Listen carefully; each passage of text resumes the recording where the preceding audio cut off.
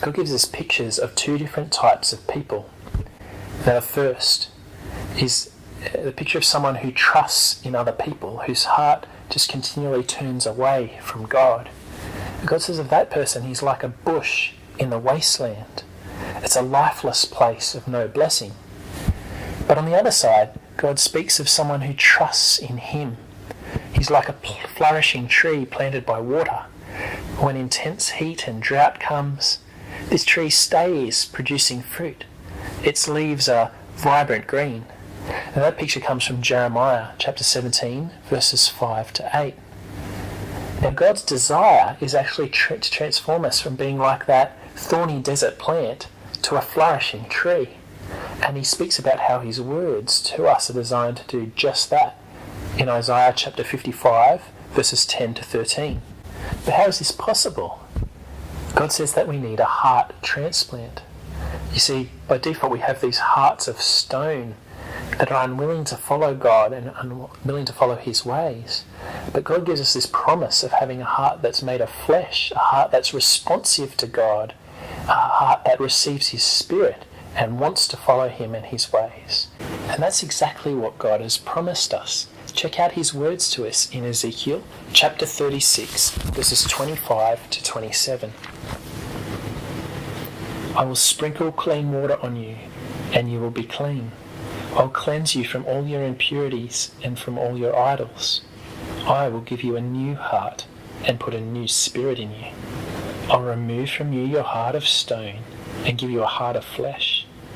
And I'll put my spirit in you and move you to follow my decrees and be careful to keep my laws. God promised these things before he sent Jesus, and in Jesus they become a reality. When you and I put our trust in Jesus, God takes away our old stone-cold heart and he gives us this heart of flesh that's beating, it's responsive to him and his ways, and he gives us his Spirit, giving us new potential, new power for change.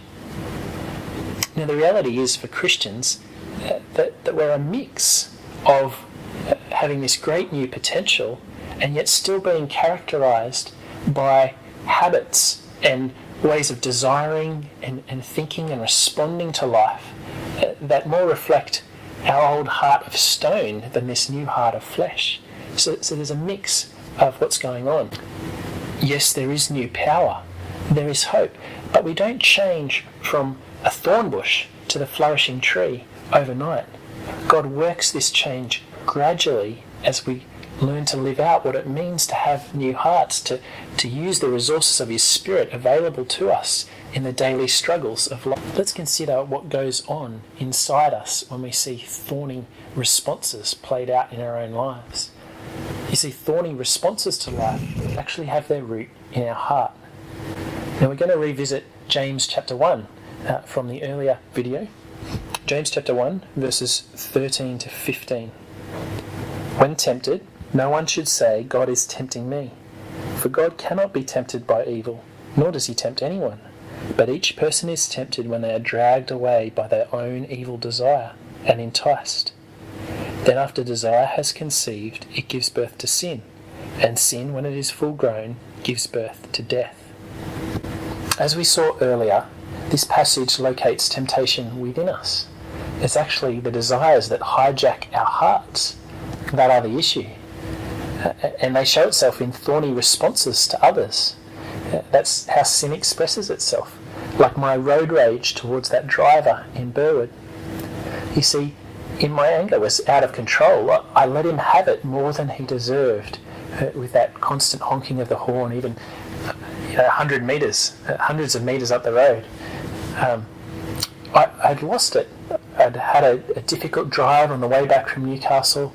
There was this accumulated sense of frustration and anger, and then in that split second, it all came out.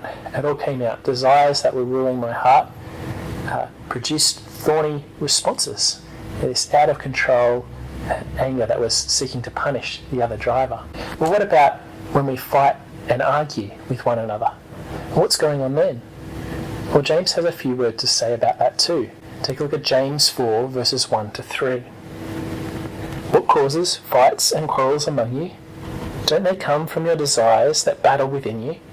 You desire but do not have, so you kill. You covet but you cannot get what you want, so you quarrel and fight. You do not have because you do not ask God. When you ask, you do not receive because you ask with wrong motives, that you may spend what you get on your pleasures. So what's going on when we're fighting and arguing with one another? Well, James is saying that's the outworking of these desires that are ruling our hearts. And it's coming out in our relationships with others. Others get in our way. We don't get what we want. So we fight and argue. Or we don't think to ask God. Or if we do, we often ask with self-serving motives. And so God chooses, like any good parent, chooses not to give us what will be unhelpful for us. The good news is, when you trust in Jesus, that you really do receive a new heart and the power of God's Spirit that can make a tangible difference in your life. Before, when you could only respond to situations in thorny ways, now you have the resources of God's Spirit, immediate and able to help you in those situations.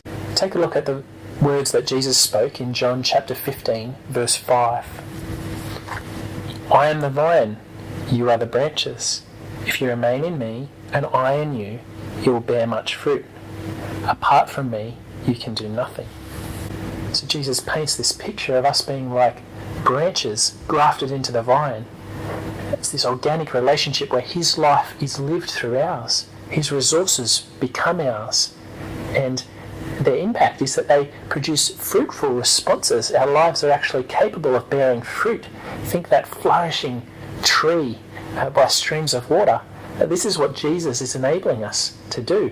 His life causes us to bear fruit in ways that simply weren't possible before. We see this again in Galatians chapter 2, verse 20. I have been crucified with Christ, writes Paul, and I no longer live, but Christ lives in me. The life I now live in the body, I live by faith in the Son of God, who loved me and gave himself for me. So if you're a Christian, you've actually died a death. When Jesus was crucified, it's like you've died to the right to self-rule. Your life is not your own anymore, and you're equipped with the very resources of Christ himself, living his life through you, equipping you for new responses that you didn't know were possible.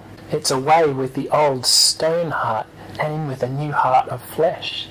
And we see more specifically what that looks like in Galatians chapter 5, verses 22 to 24.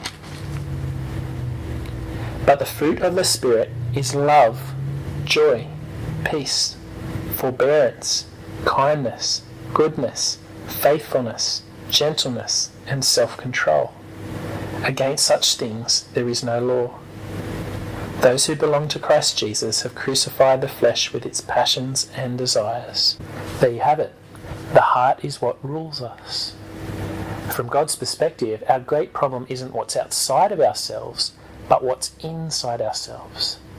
Let me tell you, it brings great relief when you realise that God has done everything necessary to bring change where it's most needed.